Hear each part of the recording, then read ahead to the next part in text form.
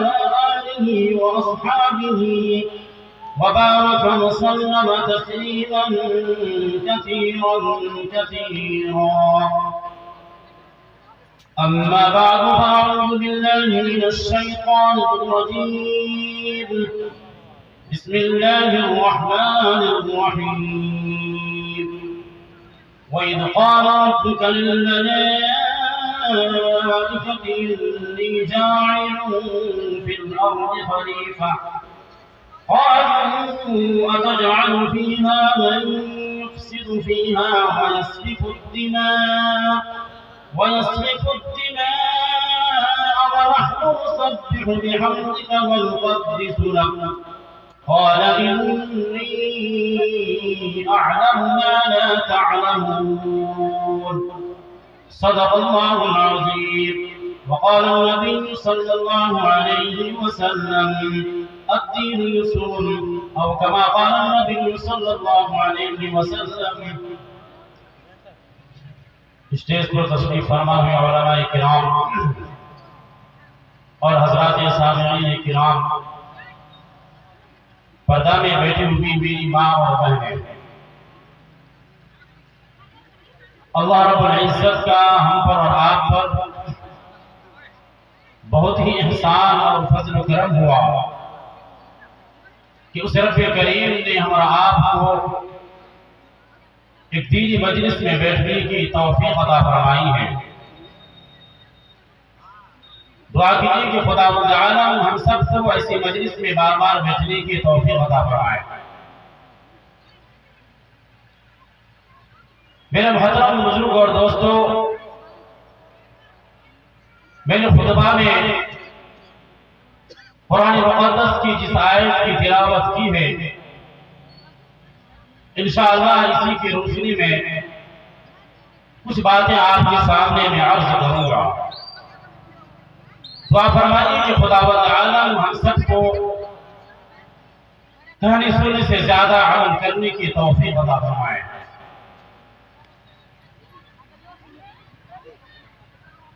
آج لوگوں کے اندر اور لوگوں کے درمیان دو نظریے ہیں، دو سوچیں ہیں. ایک سوچ وہ ہے کہ جس کو یورپ والوں نے، انگریزوں نے اور آج کے ترقی یافتہ لوگوں نے دیا کہ ان کی یہ نظریہ ہے. اور دوسری طرف اللہ رب العزت فرماتے ہیں کہ وَإِذْ قَالَ رَبُّكَ لِلْمَلَائِكَةِ إِنِّي جَاعِلٌ فِي الْأَرْضِ خَلِيفَةً کہ میں نے اس دھرتی پر انسان کو اپنا شہزادہ بنایا ہے. ایک فلسفہ گزرا ہے، انہوں نے کہا ہے کہ he believes is a social animal کہ انسان ایک سماجی جانور ہے. انہوں نے اپنے نظریہ سے انسان کو ایک سماجی جانور بنایا کہ وہ انسانوں کے ساتھ رہتا ہے، کھاتا ہے، پیتا ہے، لیکن حقیقت میں وہ ایک جانور ہے. لیکن دوسری طرف اللہ رب العزت ارشاد فرماتے ہیں کہ وَإِذْ قَالَ رَبُّكَ لِلْمَلَائِكَةِ إِنِّي جَاعِلٌ فِي الْأَرْضِ خَلِيفَةً کہ ہم نے اس انسان کو اس دھرتی پر اپنا خلیفہ، اپنا شہزادہ بنایا. جنہوں نے یہ کہا کہ سماج میں جینے والا انسان ایک سماجی جانور ہے، انہوں نے زندگی گزارنے کے جانوروں والے طور طریقے انسان کو دیے. اور جنہوں نے انسان کو اپنا خلیفہ بنایا اور اپنا شہزادہ بنایا، انہوں نے اپنا ایک طریقہ اور اپنا ایک نظریہ دیا کہ انسان کو کیسی زندگی گزارنی چاہیے. میں انشاءاللہ اسی پر چند باتیں کہیں گے کہ عنوان ختم کروں گا کہ جنہوں نے یہ کہا کہ انسان ایک سماجی جانور ہے، کہ ان کے یہاں یہ ہے کہ پاکی اور ناپاکی کا کوئی تصور نہیں. جس طریقے سے جانوروں میں یہ تصور نہیں پاکی اور ناپاکی کا، وہ جہاں جاتے ہیں کھڑے کر کے پیشاب کر لیتے ہیں، پیشاب کرنے کے بعد استنجا نہیں کرتے. پاکی اور ناپاکی کا جانوروں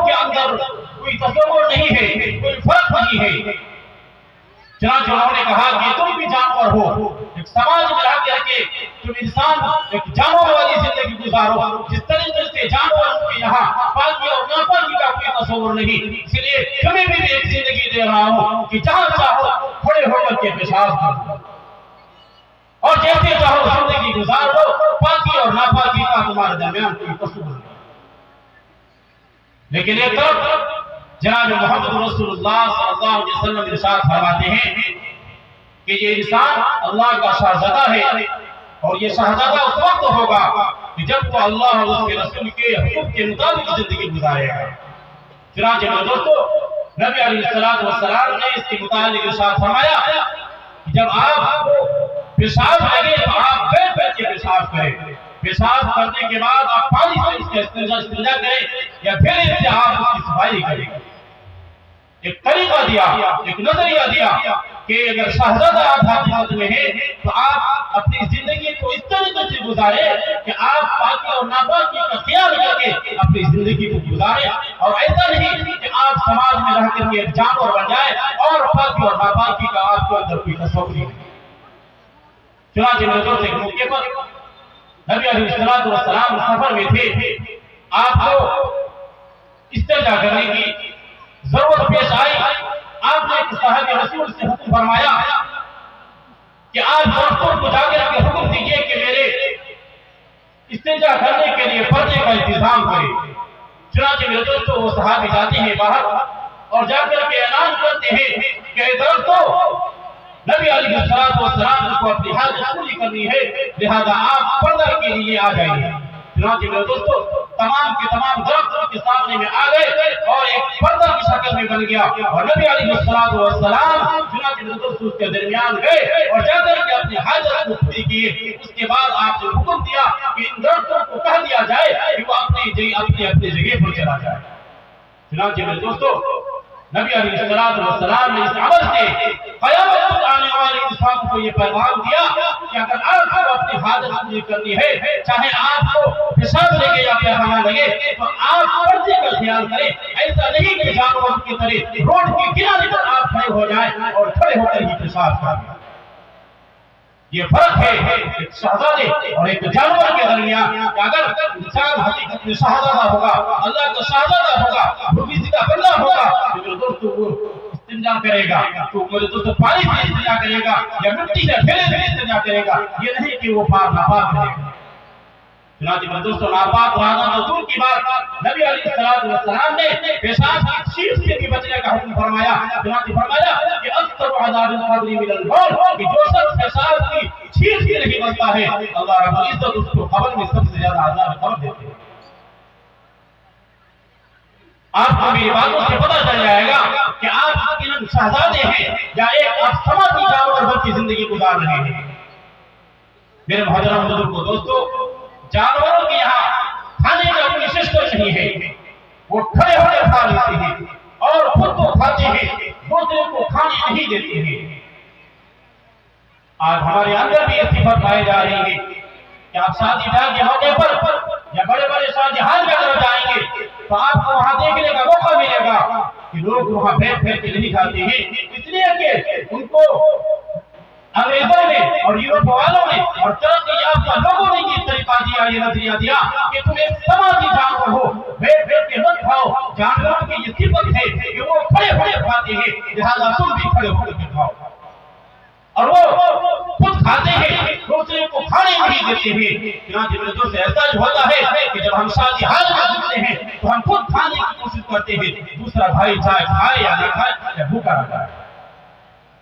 دوسری طرف نبی علیہ السلام فرماتے ہیں کہ انسان ایک اللہ کا شہزادہ ہے, اس کو شہزادی والی زندگی, شہزادہ والا زندگی گزارنا چاہیے کہ اللہ نے جو طریقہ دیا, نبی علیہ السلام نے جو طریقہ دیا اس کے مطابق زندگی گزارنا چاہیے. نبی علیہ السلام کے بعد ایک مہمان تشریف لائے جن کا نام حضرت طلحہ رضی اللہ عنہ.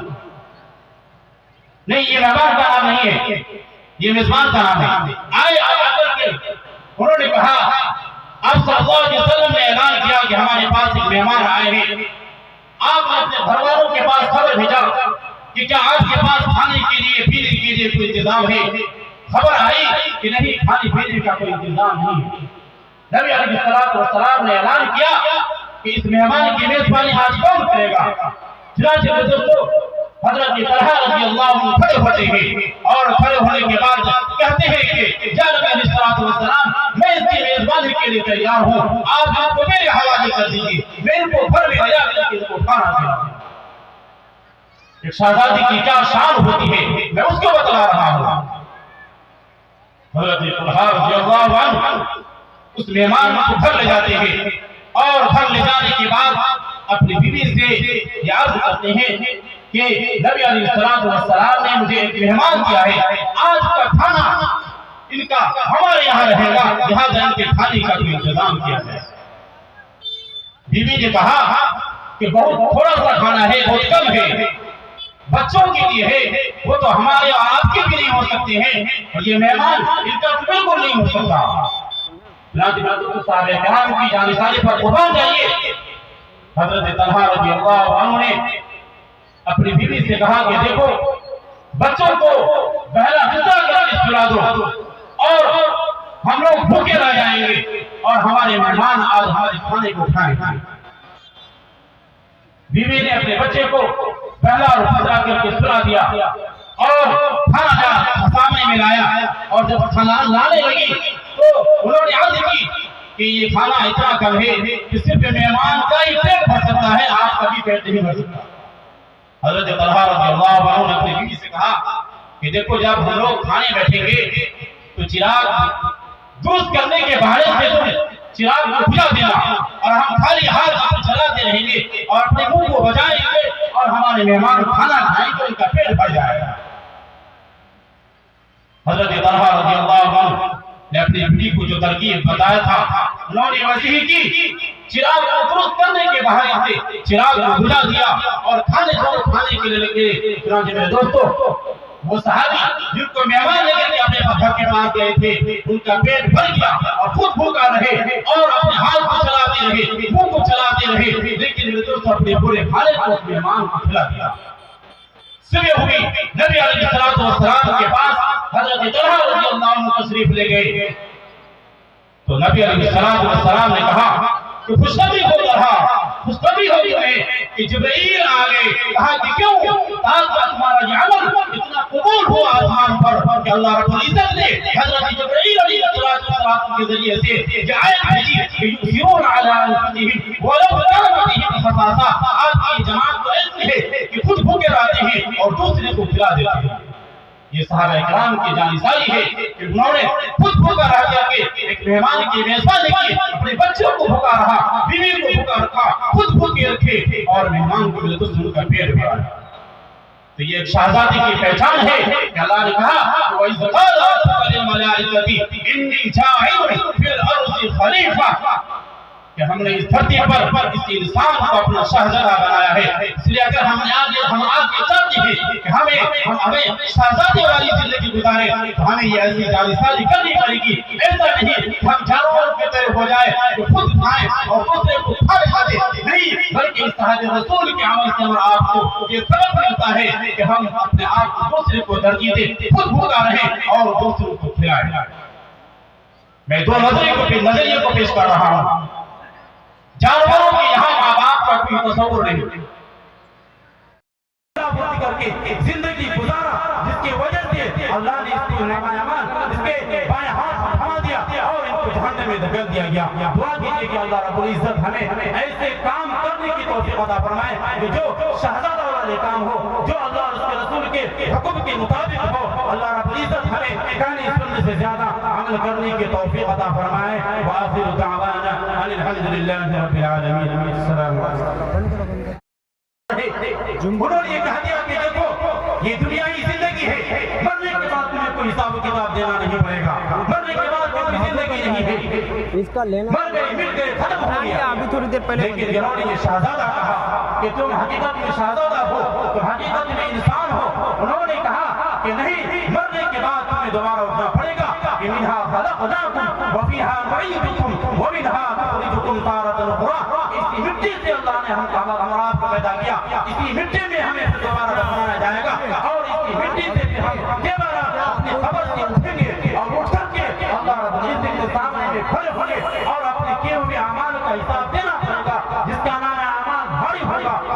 العزت اس کے نام اعمال کو دائیں ہاتھ میں تھما دیں گے. اس کے بارے میں اللہ نے فرمایا کہ فَأَمَّا مَنْ أُوتِيَ كِتَابَهُ بِيَمِينِهِ فَيَقُولُ هَاؤُمُ اقْرَءُوا كِتَابِيَهْ إِنِّي ظَنَنتُ أَنِّي مُلَاقٍ حِسَابِيَهْ فَهُوَ فِي عِيشَةٍ رَاضِيَةٍ فِي جَنَّةٍ عَالِيَةٍ قُطُوفُهَا دَانِيَةٌ كُلُوا وَاشْرَبُوا هَنِيئًا بِمَا أَسْلَفْتُمْ فِي الْأَيَّامِ الْخَالِيَةِ. جو آیت میں اللہ رب العزت نے ان لوگوں کی صفات کا ذکر فرمایا کہ جو لوگ دنیا میں رہ کر کے اللہ اور اس کے رسول کے حکم کے مطابق زندگی گزارا ہوگا، اللہ رب العزت ان کے نام اعمال ان کے ہاتھ دائیں ہاتھ میں تھمائیں گے اور کہیں گے اقرؤوا کتابیہ، ہاں پڑھ لو میرے نام اعمال کو پڑھ لو. فجر کی نماز کے لیے جاتا تھا تو تم تانا دیتے تھے کہ تم نماز پڑھ تو تمہیں کیا ملنے والی ہے. رمضان آتا تھا تو روزہ رکھتا تھا، لوگ کہتے تھے کہ یہ انسان روزہ رکھ کے کیا حاصل کر لے گا. مجھے میرے اوپر زکات فرض تھا، میں زکات کا ادا کیا کرتا تھا. لوگ یہ کہتے تھے کہ زکات دے کر کے ہمیں کیا ملے گا. میرے اوپر حج فرض تھا، میں نے حج کو ادا کیا. لوگ یہ کہتے تھے کہ حج کرنے سے تمہیں کیا ملے گا. دیکھو میرے نام اعمال کو ہمیں دلا، اللہ نے دیا اقرؤوا کتابیہ، تم میرے نام اعمال کو پڑھو. چنانچہ میرے دوستوں کو اچھالتا ہوا کودتا ہوا میدان محشر میں لوگوں کو بڑا اعمال دکھاتا ہوا پھرے گا اور کہے گا اقرؤوا کتابیہ انی ظننت انی ملاق حسابیہ وهو فی عیشۃ راضیہ فی جنۃ عالیہ قطوفها دانیہ کلوا واشربوا ہنیئا بما اسلفتم فی الایام الخالیہ. اللہ رب العزت ان سے کہیں گے اب تم جنت میں داخل ہو جاؤ، کھاؤ پیو، وہاں کی کبھی نعمتیں ختم ہونے والی نہیں ہیں، وہاں کی جوانی کبھی ختم ہونے والی نہیں ہے. میرے محض بدلان کے لوگوں اگر ہمیں وہ جنت حاصل کرنی ہے تو ہمیں اللہ اور اس کے رسول کے حکم کے مطابق زندگی گزارنا پڑے گا. دوسری جگہ اللہ نے فرمایا کہ وَبَشِّرِ الَّذِينَ آمَنُوا وَعَمِلُوا الصَّالِحَاتِ أَنَّ لَهُمْ جَنَّاتٍ تَجْرِي مِن تَحْتِهَا الْأَنْهَارُ كُلَّمَا رُزِقُوا مِنْهَا مِن ثَمَرَةٍ رِزْقًا قَالُوا هَذَا الَّذِي رُزِقْنَا مِن قَبْلُ وَأُتُوا بِهِ مُتَشَابِهًا وَلَهُمْ فِيهَا أَزْوَاجٌ مُطَهَّرَةٌ وَهُمْ فِيهَا خَالِدُونَ. آیت کریمہ میں اللہ رب العزت نے جنتیوں کو خوشخبری دی ہے اور ان جنتیوں کو جن کے پاس ایمان تھا اور ایمان کے ساتھ اعمال صالحات کی وہ پابندی کرتا تھا، اللہ رب العزت ان کے لیے کھانے کا انتظام فرمائیں گے اور کہیں گے ہم فیہا خالدون. اب تمہیں جنت میں داخلہ کر دیا گیا ہے، ہمیشہ جنت میں رہو. یہاں کی نعمتیں تمہیں کبھی ختم کرنے والی نہیں ہے، یہاں کی جوانی تمہاری کبھی ختم ہونے والی نہیں ہے اور تمہیں پھر دوبارہ موت آنے والی ہے. اس کے بعد چلیں گے چکن کھانے. اور وہیں پر اگر ہم نے اللہ اور اس کے رسول کی خلاف ورزی کر کے زندگی گزارا ہوگا تو دوست آگے فرمایا کہ وَأَمَّا مَنْ أُوتِيَ كِتَابَهُ بِشِمَالِهِ فَيَقُولُ يَا لَيْتَنِي لَمْ أُوتَ كِتَابِيَهْ.